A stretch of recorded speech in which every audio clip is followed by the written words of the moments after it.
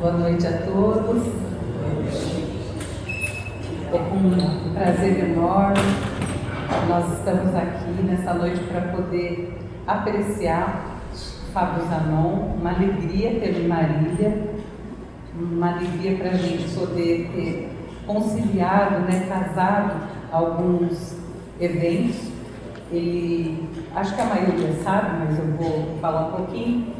Ele veio para os concertos com a Orquestra Filarmônica de Marília e nas conversas, assim, você tem um trabalho, que legal, se eu pudesse ter um espaço para apresentar, tal. Pronto, nasceu esse encontro. E a gente ficou muito feliz de fazer essa ponte e de contar com a Associação Paulista de Medicina, que apoiou, assim, de pronto, a Prefeitura Municipal de Marília, a Secretaria de Cultura, que também está junto aqui, patrocinando para a gente realizar tudo isso, a Unimed de Marília e o Sicredi de Marília e o Laboratório Oswaldo Cruz. Muito especial, que a Luísa está aqui, a Cláudia. Então, muito gostoso vocês proporcionarem isso para a gente nessa noite incrível. E a Rosa vai falar um pouco da carreira, um pouco do Fábio. E é isso, é uma música para a gente realmente curtir de um jeito muito diferente aí, né? Então eu espero que vocês curtam. E amanhã temos às 10h30 da manhã no Teatro Municipal a aula especial, a Masterclass do Fábio Zanon, aula de violão. Então quem quiser, é aberto, é só chegar para assistir. Nós temos 4 violonistas que vão apresentar para ele e o público vai poder apreciar, ouvir, aprender, todo mundo que participa. Eu participo sempre das masterclasses, eu adoro, eu aprendo um monte. Então, são todos convidados, é gratuito. E depois, na sexta-feira, às 14 horas, no teatro, tem um ensaio geral aberto. Aí quem quiser assistir como é que a orquestra trabalha, os ensaios, então também poderá assistir das 14 às 15h30. Então estão todos convidados e o Fábio vai estar lá. Obrigada. Bom, eu vou passar aqui para vocês um sumário. Isso aqui é só um pedacinho das coisas, da carreira do Fábio Zanon. O Fábio Zanon é um dos artistas brasileiros de maior prestígio internacional. É aclamado por interpretações que combinam imaginação, integridade e uma poderosa sonoridade. Suas atividades como regente, educador e difusor da música clássica têm contribuído para colocar o violão clássico numa perspectiva cultural mais ampla. Ele é vencedor dos maiores concursos internacionais de violão, como o GFA nos Estados Unidos, o Francisco Tárrega na Espanha e Alessandria na Itália.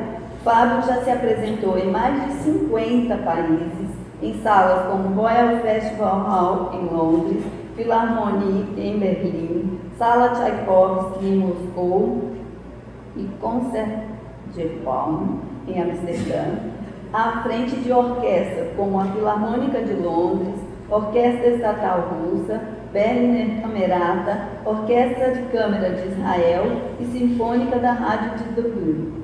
Seu repertório inclui mais de 40 concertos para violão e orquestra, muitos dos quais tocados em estreia mundial, e dedica-se com afinco à música de câmara, em uma enorme variedade de combinações e gêneros. É autor do livro Vila Lobos. Concebeu e apresentou os programas A Arte do Violão e o Violão Brasileiro, na Rádio Cultura em São Paulo, e o podcast Lira.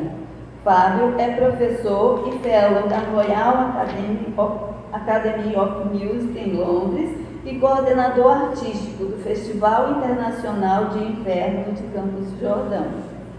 Em 2022, recebeu o título de doutor honoris causa na Universidade Nacional de Rosário, na Argentina. Então, isso para a gente ter uma ideia de quem é esse músico que nós vamos ter o privilégio de poder ouvir tocar para nós neste momento. Para mim, enquanto representante da Casa do Médico, da APM, e como alguém que faz parte da associação, é uma alegria enorme ter vocês aqui e o nosso convidado especial, o Fábio Zanon, tá? Esperamos que a gente tenha e que vocês consigam aproveitar desse belo espetáculo que está quase para chegar, tá bom? Então, oi? Isso, nossa, por favor, desliguemos nossos celulares, né? Vamos procurar ficar o máximo em silêncio possível para a gente poder usufruir desses momentos muito especiais que estão por vir, tá? Obrigada, vamos lá. Com vocês, o nosso violonista convidado, Fábio Zanon.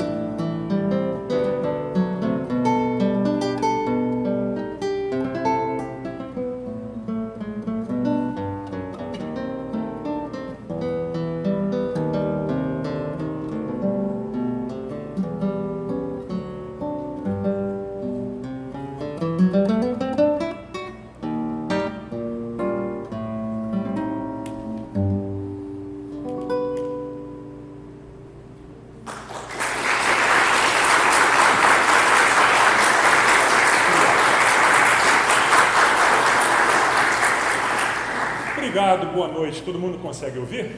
Sim. Atrás também? Sim. Então eu estou falando alto o suficiente.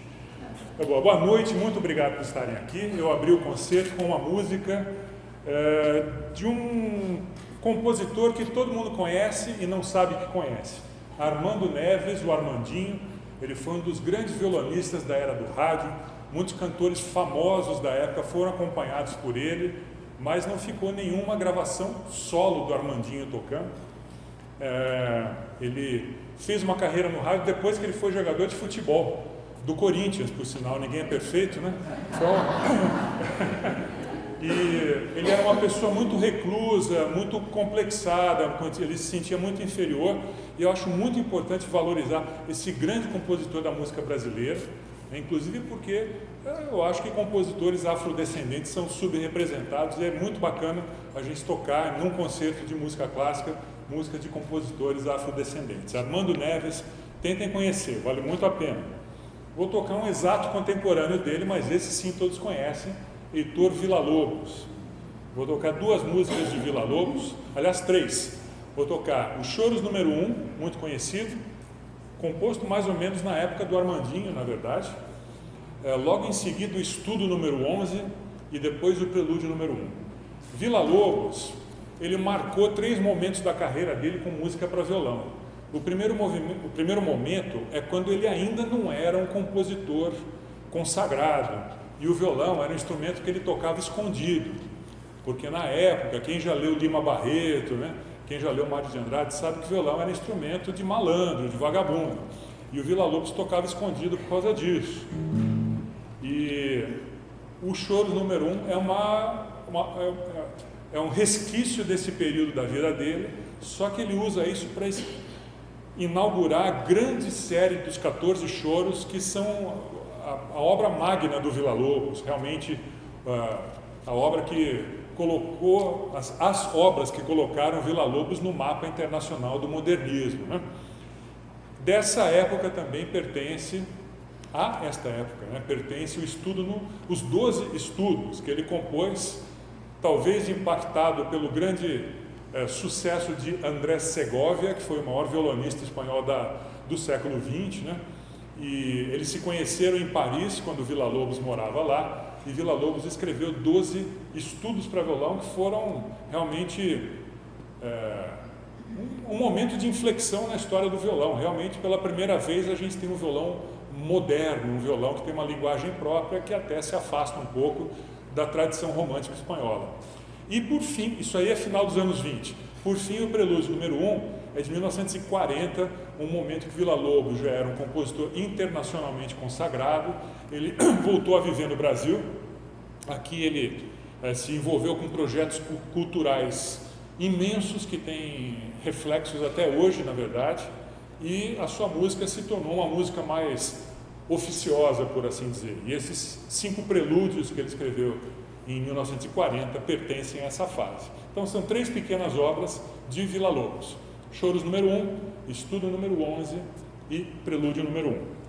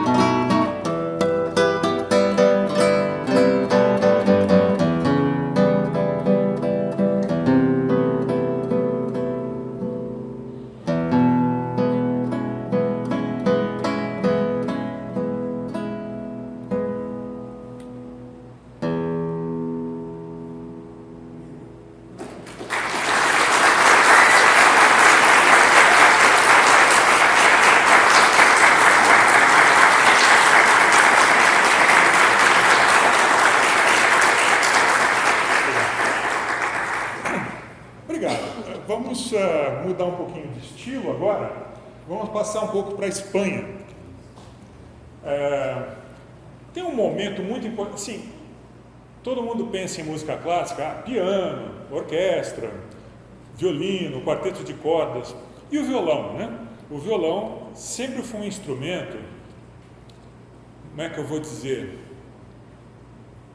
Um instrumento do diálogo entre as diferentes vertentes musicais e as diferentes classes sociais. O violão, ou a guitarra barroca, como era no século XVII, foi um instrumento das cortes. Era um instrumento que era tocado num ambiente fechado, doméstico, em que músicos eram contratados exclusivamente para tocar, para um príncipe, para um duque. Inclusive Luís XIV tocava violão, tocava a guitarra barroca, que na verdade é mais parecida com a nossa viola sertaneja. E ao decorrer dos séculos, o instrumento foi mudando um pouco de função social mesmo. E esse violão, como a gente entende hoje, ele tem origem mais ou menos no início do século XIX. Ele era menor, mas ele já tinha 6 cordas. Então esse é um momento. O outro momento é mais para o final do século XIX, em que esse modelo que a gente usa até hoje, quer dizer, 150 anos depois, foi um instrumento que se estabeleceu assim e se cristalizou.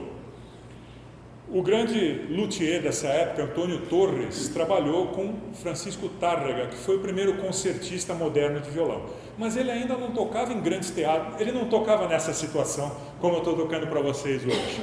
Ele tocava em salas pequenas, onde as pessoas ficavam ao redor dele, porque não se acreditava que o violão era um instrumento para grandes públicos, para grandes números. Além disso, ainda tinha esse estigma de ser um instrumento do cigano que coloca o violão pendurado nas costas, sai sem destino, conta suas histórias, e isso manteve o violão um pouco afastado do ambiente um pouco mais, como é que eu vou dizer, sofisticado da música clássica, como se entendia então. Graças a Deus isso passou, E ali, na virada do século XX, o violão encontrou um novo caminho. E quem que foi o arauto desse novo caminho? Uma pessoa que eu já mencionei, que foi amigo de Villa-Lobos, André Segovia. Claro que havia muitos bons violonistas na época, mas nenhum com essa ambição e com esse zelo missionário que Segovia tinha, de realmente impor o violão e colocar do lado de um piano, de um violino e ser tratado de igual para igual. Foi tanto uma ambição pessoal quanto o amor pelo instrumento. Com isso, ali pelos anos 1920, ele conseguiu convencer compositores que não tocavam violão a escreverem para violão. Esse é um momento fundamental na história do violão como instrumento de concerto. Pela primeira vez, ele estava tocando para grandes públicos. Isso tem até uma data, na verdade, exatamente o centenário, 7 de abril de 1924. Segovia deu um concerto extremamente bem sucedido em Paris, onde estavam os grandes músicos da época, compositores. Ravel estava assistindo, a viúva de Debussy estava assistindo, um monte de gente famosa no público, pela primeira vez escutando um violão de concerto. E ele tocou algumas das músicas que eu vou tocar para vocês hoje. Então, logo depois, a gente está falando de 1924, 1927, ele começa a gravar discos. E esses discos chegaram onde ele não chegou.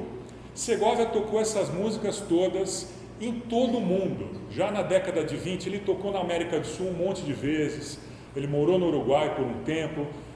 Ele teve um relacionamento com uma grande artista brasileira, Olga Praga Coelho, que também ele tocava no Brasil toda hora. Ele tocou no Japão, tocou na Rússia Soviética, tocou nas Filipinas, tocou na Indonésia, tocou na Austrália, Nova Zelândia. Ele dava 120, 130 concertos por ano, todos os anos, sem férias, sempre levando para públicos que nunca tinham ouvido violão, E ele tocou algumas das músicas que eu vou tocar para vocês agora, nesse período. Inclusive essas que eu vou tocar agora foram estreadas em 1923, aproximadamente, 23, 24.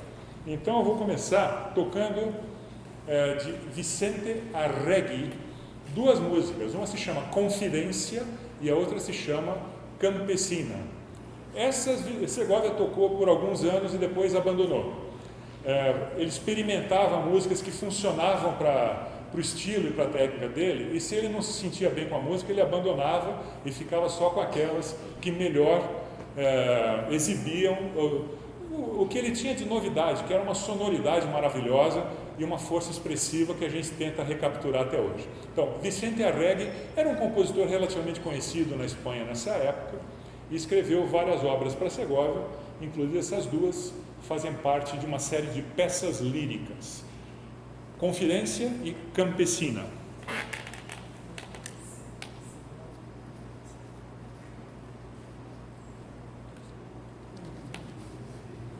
Essas músicas todas, que eu vou tocar agora, essas espanholas, vão fazer parte de um álbum que eu vou lançar. O primeiro single vai ser no dia 30 de abril e o álbum no começo de maio. Né? Álbum que é o CD, né? Aquela coisa redonda que tem música dentro, para quem não se lembra. Mas isso aí também vai estar em todas as plataformas de streaming, então vocês vão poder ouvir novamente, se quiserem, essas músicas e muitas outras que vão estar nesse álbum. Oi? Ah, tá.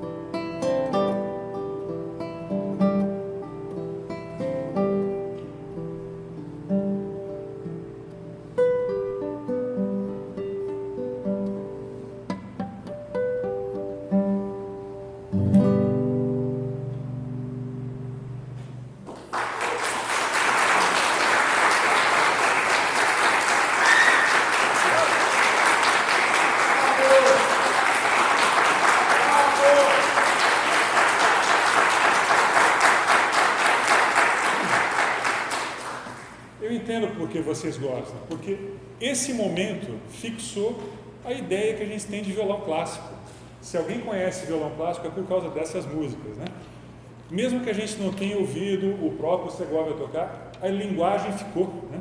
É um pouco que nem cinema de Hollywood dos anos 40, né? Mas é isso, então eu vou tocar agora de um outro compositor espanhol, Joaquim Turina, uma música chamada Fandanguillo. Turina é um compositor que, bom, tem muitos compositores maravilhosos na Espanha nesse momento. O mais famoso é Manuel de Falla. Esse eu vou deixar para um outro álbum, né? Mas Turina foi, na época, o único compositor que rivalizava com Manuel de Falla em reputação internacional.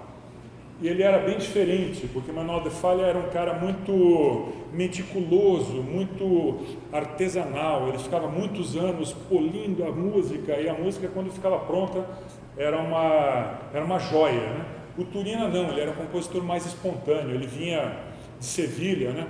Que é bem no sul da Espanha, é o lugar onde realmente a arte do violão flamenco nasceu, né? Todo aquele estereótipo que a gente tem, né, de Espanha, guitarra flamenca, castanhola, torada, tudo isso vem da Andalucia, do sul da Espanha, né? Então o Turina ele é um compositor raiz, né? E ele compunha de uma forma mais espontânea. A música dele parece quase que um fluxo de emoções, assim, né? E é bem o que acontece com essa música, Fandanguillo. Fandango é uma das formas de dança flamenca, né? Mas ele faz uma música quase impressionista, assim, é uma música como se fosse um sonho de uma dança flamenca. Fandanguillo, Joaquim Turina.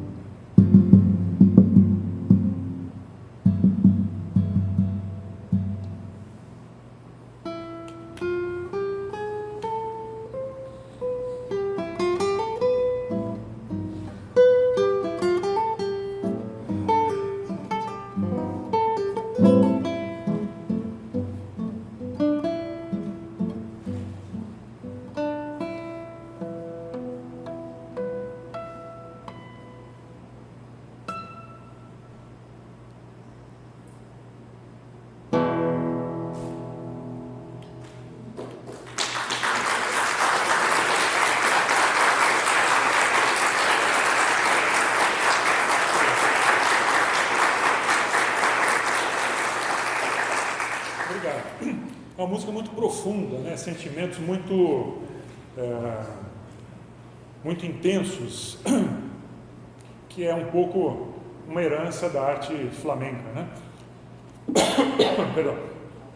Eu vou tocar agora uma música também emblemática de um compositor, este sim, de Madrid, de Castilha, né? Federico Moreno Torroba. Torroba, no começo dos anos 20, ele era um compositor jovem e promissor. E ele fez amizade com o Segovia e começou a compor música para ele. E deu muito certo. Obrigado, olha só. Você merece. Palmas.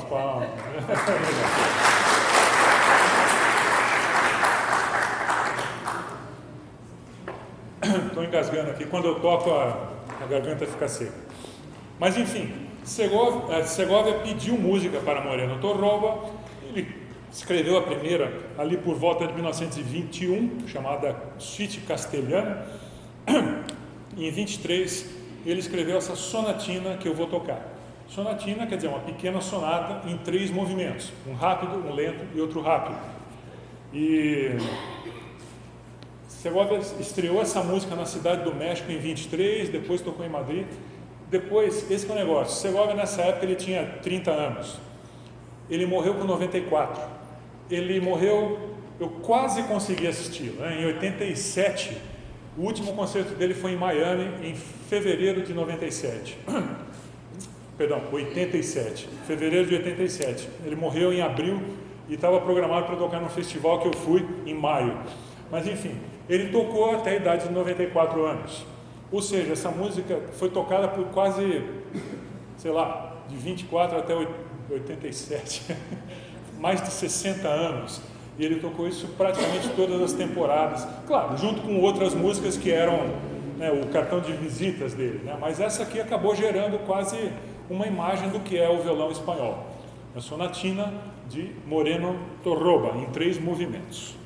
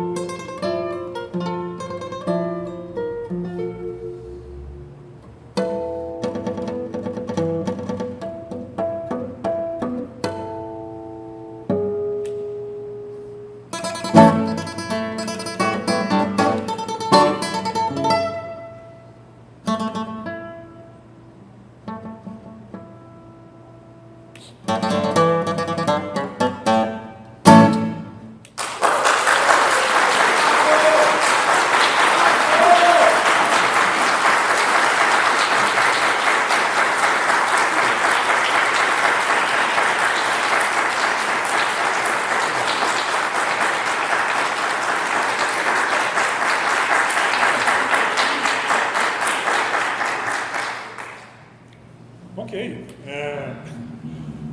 Então, como eu disse, final do mês, começo de maio, teremos estas músicas todas no novo álbum que chama Alborada, justamente porque esse é um alvorecer de uma nova era para o violão, né, especialmente para o violão espanhol. Agora eu vou tocar, voltando um pouco para a música brasileira, música de um compositor muito querido e que mereceria um espaço mais privilegiado na nossa cultura, que é Francisco Mignone.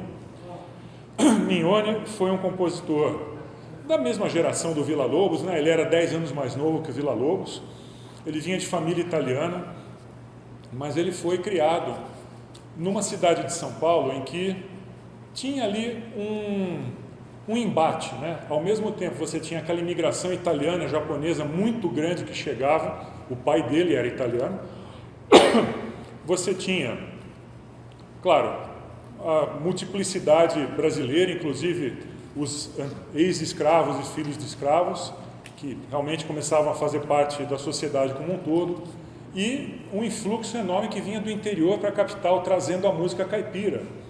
Realmente os anos 20 são a época em que a música caipira se estabelece como um gênero à parte, né?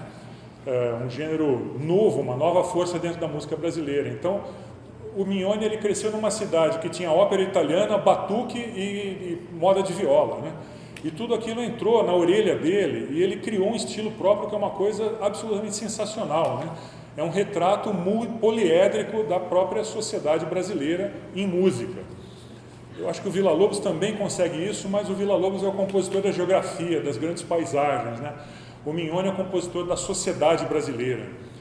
Grande músico, excelente pianista, maestro, professor, deixou muita música maravilhosa, Maracatu de Chico Rei, Festa das Igrejas, um monte de balés de inspiração afro-brasileira. Todo mundo deveria conhecer, isso aí é a grande arte brasileira, né? Da mesma forma como a gente conhece Portinari, Oscar Niemeyer, a gente deveria conhecer Mignone. Essa é uma das razões de eu ter gravado os 12 estudos para violão de Mignone, que ele escreveu em 1970 para o meu querido amigo Carlos Barbosa Lima, que infelizmente faleceu na época do Covid.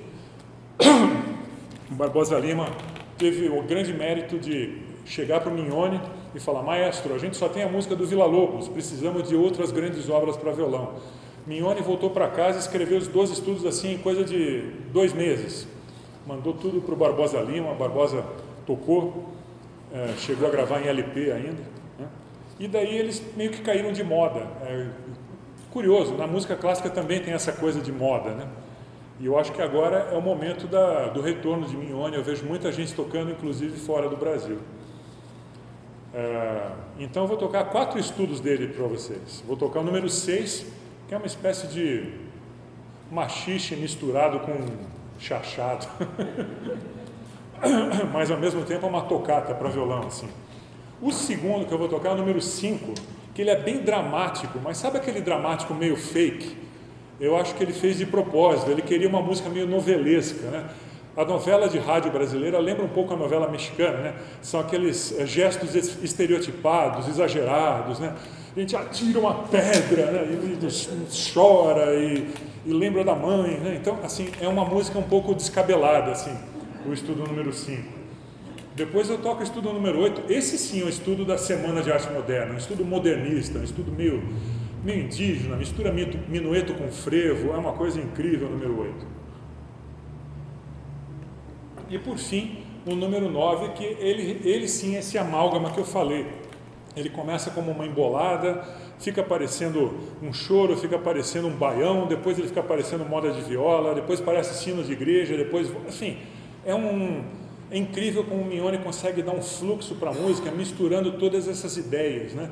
Ele incorporou a música brasileira de tal forma, e ainda assim a música clássica também, né? Então é isso, 4 estudos de Mignone. Se vocês quiserem, eu tenho CDs à venda aí na saída, posso autografar para vocês também, e vale muito a pena conhecer todas essas obras dele. Eu vou tocar só 4.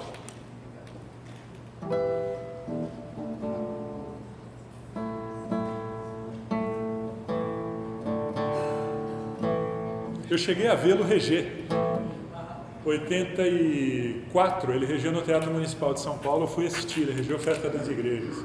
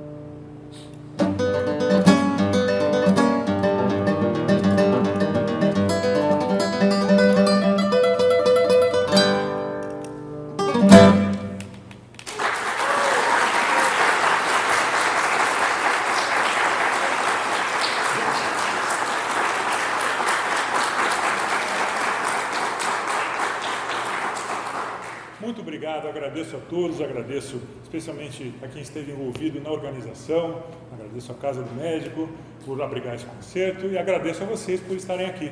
Eu vou terminar com uma música do meu grande amigo Marco Pereira, chamada Bate Coxa.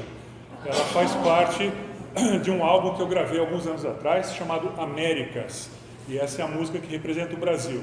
Vocês podem procurar em streaming, é um álbum que tem música de 19 países das 3 Américas, e essa é uma das músicas que representam o Brasil nesse álbum, Bate Coxa, de Marco Pereira.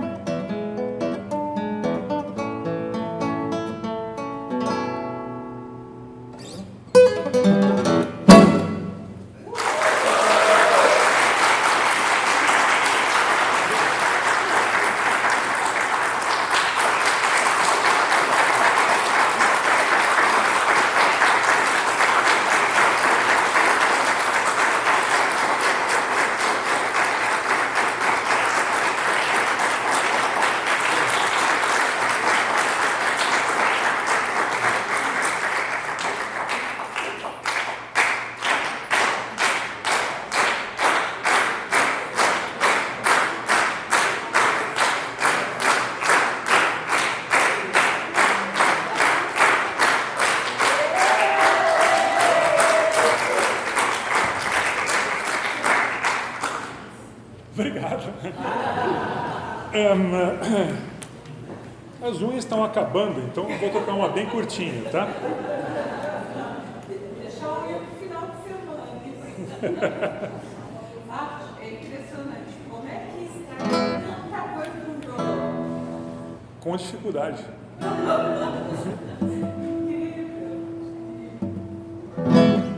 Tocar mais uma do Alborada, do próximo álbum. Chama-se Los Mayos, é do Moreno Torroba também. Los Mayos são as festas que tem, especialmente em Castilha, da primavera, festa do mês de maio, Los Mayos. Festas com roupas típicas, é que nem festa junina aqui, pau de sebo, comidas típicas, correio elegante, eles também têm isso. Mas enfim.